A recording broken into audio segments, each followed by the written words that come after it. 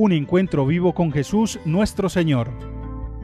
De la incredulidad a la fe, del paganismo al bautismo, testimonios y conversiones, porque es hora de volver a Dios. Bienvenidos. Y comenzamos con: abortó 3 veces, fue enfermera abortista, se drogaba, y entonces recordó su catequesis de niña. Patricia Sandoval ya tiene experiencia como oradora y a menudo explica su testimonio en encuentros juveniles o de familias. Este es un texto de Religión en Libertad. Patricia Sandoval cuenta su historia en HM Televisión en el programa Cambio de Agujas. Es el testimonio de una hispana de California lejos de Dios, que abortó 3 veces, pasó a trabajar como enfermera en la cadena abortista Planned Parenthood, tomó conciencia del horror del aborto y volvió a la fe. Hoy anima a defender la vida de todos, ayuda a otras mujeres a superar las heridas del aborto, defiende la castidad y la familia, y proclama: nunca es tarde para volver a empezar. Es posible, con la ayuda de Dios, transformar tu vida después de una desgracia. Patricia Sandoval nació en California, en una familia de origen mexicano y católico, aunque alejada de Dios. En casa se vivía solo una espiritualidad de nueva era, New Age. Cuando Patricia tenía 12 años, sus padres se separaron. A Patricia le tocó ejercer como madre de familia, atendiendo a su padre y a su hermano pequeño.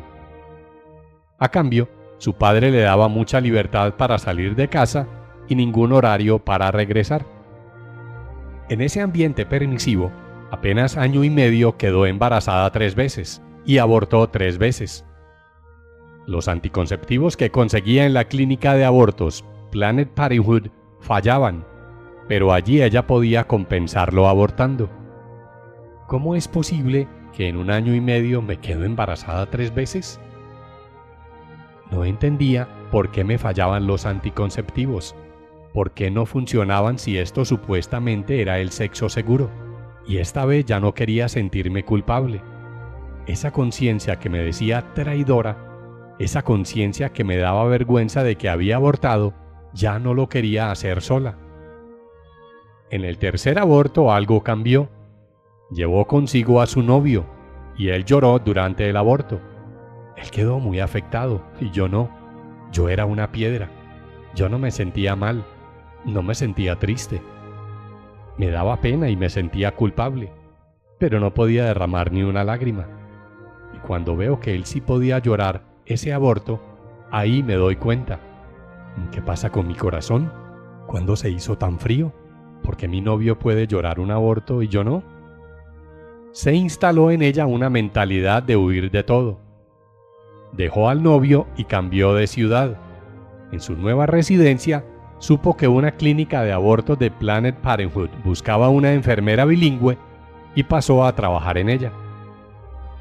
Su primera sorpresa es que la formaban para mentir a las mujeres para multiplicar así el número de abortos. Cada día, como una pesadilla real, después de cada aborto, debía asegurarse que todos los miembros del descuartizado cuerpo del bebé habían salido del útero materno. Allí comprendió que era mentira que en los primeros meses de embarazo el bebé solo fuera unas vueltas de células. Me dijeron: bueno, aquí en esta clínica está prohibido usar las palabras bebé, él, ella, mamá o papá. Lo más importante de esta clínica es no permitir nunca que la mujer mire la pantalla durante su ecografía antes del aborto. Y cuando la encargada me dice: Patricia, tú te encargas de que ninguna chica falte a su cita de aborto. Si vieras que tienen mucho miedo, tú tienes que hacer todo lo que esté en tu poder para que ella no falte. Tú le vas a decir que tú tuviste 3 abortos y que van a estar bien y que no es más que una vuelta de células. Y eso es todo. Y el aborto no va a durar más de 5 minutos. El primer aborto al que asistió fue el de una chica de 16 años con un bebé de 3 meses de gestación. Bueno, hasta los 5 meses no es un bebé en realidad. se dijo Patricia. No sé por qué tenía este pensamiento, y cuando me tocó buscar las partes del bebé, me tocó buscar los brazos, las piernas, la cabeza. Ahí fue cuando dije, esto no es una bolsa de células, esto es un ser humano. Llegó un caso con el que ya no pudo seguir en la empresa abortista. Un día llega una joven de 15 años, embarazada con gemelitos de 6 meses. Yo ya había visto un bebé de 4 meses de gestación bastante grande, y ahora era uno de 6 meses. Imagínate, me espanté muchísimo y salí de la clínica y nunca volví ahí. En ese momento el síndrome post-aborto, hasta entonces aletargado, estalló en ella en una espiral de autodestrucción. Quedé totalmente traumada, sabiendo que yo había abortado 3 veces, que maté 3 veces, que yo asesiné a 3 hijos míos, propios, que ayudé a otras mujeres a matar a sus hijos, engañándolas. Sentía mucha culpabilidad, mucho dolor, y me metí muy fuerte en la droga. Perdí todo, mi casa, mi carrera, mis estudios, mi familia, mis amigos, y quedé 3 años tirada totalmente, drogada en mi dolor, en las calles. Un día sentí que había tocado fondo, porque no tenía a nadie. Literalmente, yo estaba sola en una banqueta llorando, y lo único que tenía era a Dios. Yo recordaba el catecismo, yo recordaba a Jesús, recordaba que Dios era mi papá, era lo poco que recordaba de Dios. Y empecé a hablar con Él, y lo sentí en mi corazón muy fuerte. Miré al cielo y dije, perdóname por lo que he hecho, y gracias por todas las bendiciones que me has dado. Y en ese momento empecé a llorar, y así, en medio de mi llanto, sentí un abrazo, y cuando abro mis ojos, veo una jovencita de ojos azules, llenos de misericordia, que me dice, Jesús te ama. Mientras que tú estabas aquí llorando sentada, yo te miraba por aquella ventana. Yo trabajo en aquel restaurante. Dios me habló y me dijo que te dijera que te amaba, que Él está contigo hasta el final de los tiempos. Entonces, esa chica me levanta de la calle y me lleva a casa. Su casa era distinta a como la dejó 3 años antes. Su madre había recuperado con fuerza la fe católica y llevaba 3 años rezando por su hija. Mamá iba al Santísimo, a misa, y gracias a ella yo pude sanar, y con la fe y con la ayuda de Dios salí de las drogas y salí de todo. Recuerda, mi madre me llevó a la confesión, mi madre me llevó a la Eucaristía, mi madre me dijo que soy hija de Dios y que la maldad del demonio me robó mi identidad, pero que mi identidad verdadera es que yo soy una princesa, hija del Rey de Reyes. Gracias al descubrimiento de esa dignidad como hija de Dios, de los sacramentos y de la fe, pude salir de todo esto y pude sanar gracias a Él. El proceso de sanación tuvo varias fases. Una fue a través de la confesión. Cuando yo hice una confesión general de todos los pecados de mi vida, sentí la misericordia de Él, que me perdonó todo, el amor de Él. Otra fase fue la de recibir el perdón de los bebés que ella hizo abortar. Pude sanar y salir adelante, y ser provida cuando sentí el perdón de mis hijos. Cuando pude sentir que ellos me perdonaban, y que estaban orando por mí, y que estaban bajo el cuidado de la Virgen María, es cuando yo pude, en realidad, perdonarme a mí misma por los abortos, y tuve el valor de defender la vida. Patricia termina su testimonio con un mensaje de esperanza. Yo quiero decirle a todas esas chicas que nunca es tarde para volver a empezar. El Señor ha tenido misericordia de mí, ha tenido misericordia de ti, y no importa lo bajo que hayas caído. Dios siempre te levanta y Dios siempre te renueva y siempre te devuelve esa dignidad que has perdido. A las mujeres que han abortado les digo, tus hijos viven, eres madre todavía, y esos hijos están orando por ti, y algún día los vas a volver a ver. Nunca es tarde para volver a empezar. Es posible, con la ayuda de Dios, transformar tu vida después de una desgracia. Y hasta aquí este texto de Religión en Libertad.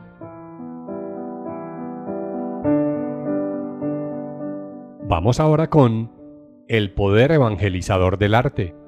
Dibujar una catedral fue clave en la conversión de una joven china. Este es un texto de Religión en Libertad. Las obras de arte cristiano son un instrumento de evangelización silenciosa del que se vale Dios para que produzcan frutos de la manera más inesperada.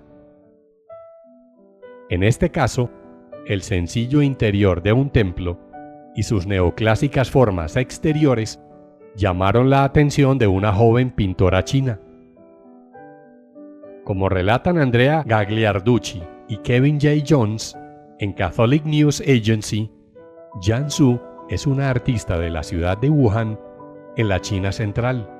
Lo que dibujó un día iba a cambiar su vida. Confusa sobre su futuro tras abandonar un empleo en 2003, Yan Su se encontró a sí misma en un lugar improbable. En aquella época solía llevar conmigo un cuaderno de notas y un bolígrafo, y pasaba todo el día haciendo bocetos urbanos. Me gusta dibujar los edificios clásicos de la ciudad, y fue así como encontré la céntrica Catedral de San José. La Catedral de Wuhan, construida en 1876, fue bombardeada en 1944 y restaurada en 1948.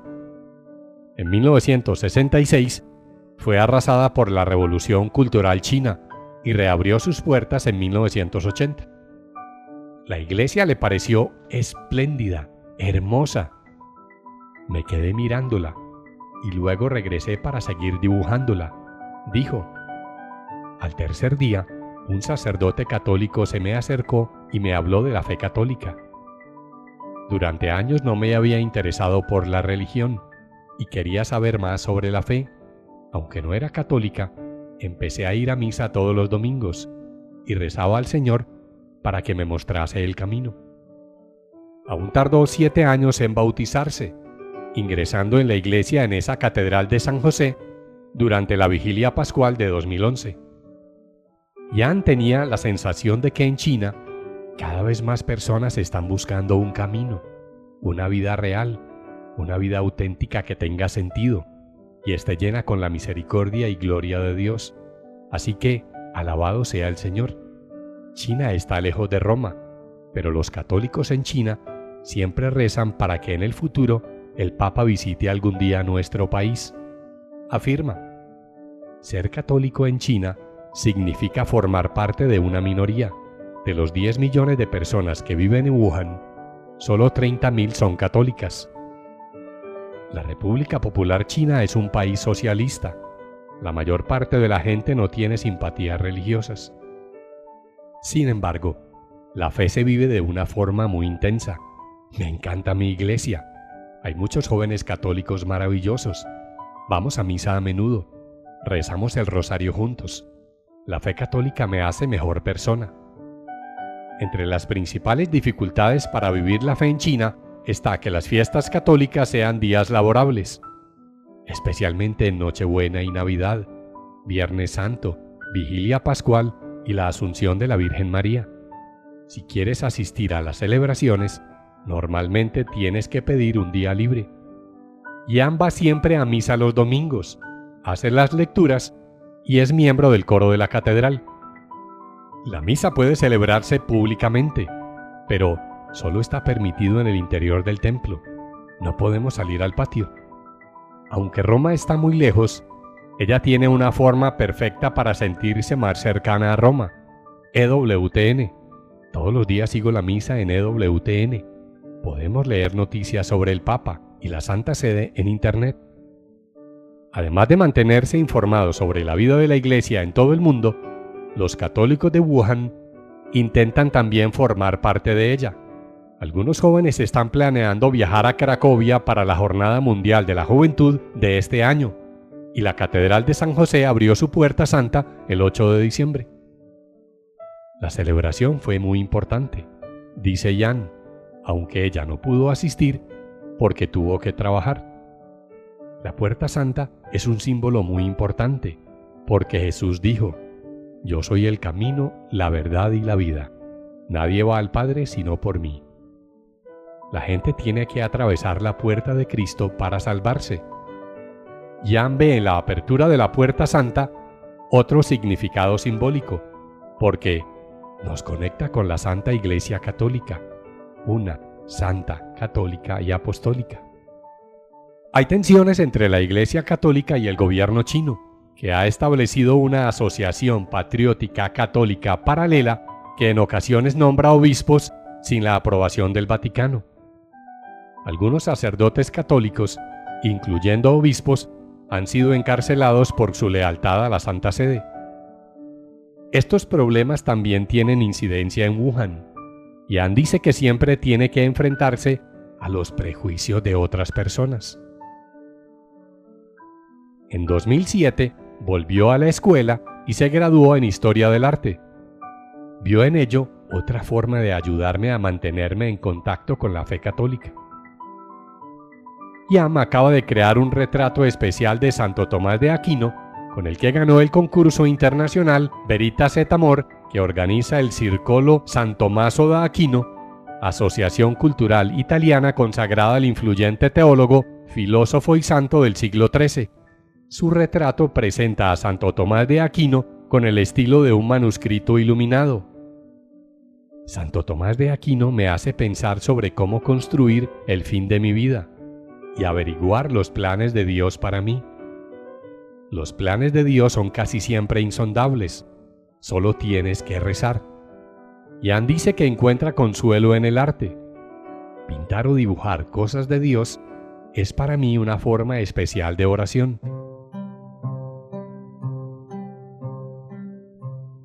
Y continuamos con Emil Kuffel se bautiza a los 23 años y explica por qué. Era agnóstico, pero las matemáticas, la historia y las manifestaciones pro familia le trajeron la fe. Las matemáticas le llevaron a Dios, la historia le acercó a Cristo y las manifestaciones pro familia en Francia le condujeron al bautismo católico. Este es un texto de Religión en Libertad. Emil es de familia agnóstica y se educó sin religión alguna, acudiendo siempre a escuelas públicas. Como siempre le gustó la historia, se planteaba sus orígenes. Por parte de padre, antepasados polacos, la fe católica debió ayudarles cuando llegaron a Francia, comenta en Famille Chrétienne. Por parte de madre, ancestros de la Vendée, la región devota del Sagrado Corazón de Jesús, que sufrió un auténtico genocidio por parte de las tropas republicanas y laicistas al final del siglo XVIII. Emil estudió matemáticas 2 años en Tours antes de pasarse a la arquitectura en Bruselas. Su cuenta de Twitter está llena de fotos de estructuras arquitectónicas creativas, armoniosas, ingeniosas. Admira la inteligencia tras la creatividad, y eso es lo que captó en las matemáticas y la naturaleza. Las constantes matemáticas en el universo están perfectamente fijadas. La naturaleza está tan bien hecha. Debe haber una inteligencia superior, deduce. También su amor por la música y sus proporciones de belleza y matemática le convencen de ello. Si tocas al azar un piano, no saldrá una bella melodía. Se necesita antes una inteligencia. Argumenta. Desde niño le interesaba la cuestión por Dios, y leyendo historia y filosofía, fue conociendo muchos grandes hombres que le inspiraron, y eran cristianos. Todos los grandes hombres de la historia que me inspiraban creían en Jesucristo, y me dije que la iglesia estaba legitimada por hablar de Dios. En 2013 llegó el gran movimiento de las Manifs pour tout en Francia en defensa de la familia, del derecho de los niños a tener un papá y una mamá, a que el matrimonio se mantuviese como una unión muy concreta, la de la complementariedad entre hombre y mujer, lo masculino con lo femenino. Cientos de miles de franceses salieron a las calles en manifestaciones masivas 5 veces. Otros muchos participaban en actos más pequeños. los centinelas de pie, las veladas sentadas. Esta gente me tocó profundamente. Encarna todo lo que pensaba sobre el matrimonio, la adopción, los vientres de alquiler. Para mí fue un despertar espiritual, porque eran en su gran mayoría los católicos los que tenían el coraje de recordar que la familia es sagrada. Tenía la impresión de que Dios me estaba mirando desde arriba y me invitaba a seguir adelante. Ya no podía volver atrás. Recuerda, para entonces ya vivía en Bruselas, volcado en sus estudios. Sentía con fuerza el deseo de ser bautizado, pero ¿dónde acudir? Hizo lo mismo que todo el mundo en esta generación: buscar en Google. Tecleó las palabras bautismo adulto y encontró una web publicada por la Conferencia Episcopal Belga sobre el tema, www.baptemeadulte.be. Después de leérmela por completo, me dije: tengo que hacerme católico. Explica. Así se puso en contacto por primera vez con un cura. Era el padre Mario Rosas, que le invitó a explorar las distintas parroquias de Bruselas y elegir la que le hiciera sentir mejor. En el centro de su barrio encontró la misa celebrada por la forma extraordinaria del rito latino por un sacerdote de la Fraternidad de San Pedro, una congregación tradicional católica plenamente fiel a la Santa Sede. Encontré la sacralidad que mi fe necesitaba para desarrollarse. Afirma: desde febrero de 2015, este estudiante de arquitectura va a misa cada domingo y acude a las charlas en su parroquia multicultural que le acoge con gusto. En Pascua de 2016 se bautizó. Después de un primer momento de asombro en su familia, ahora uno de sus primos, inspirado por él, se anima también a ir a misa cada domingo. Y hasta aquí este texto de Religión en Libertad. Y llegamos hacia el final de nuestro capítulo de hoy. La invitación es para nuestro próximo programa. Los esperamos entonces. Que Santa María de la Paz los acompañe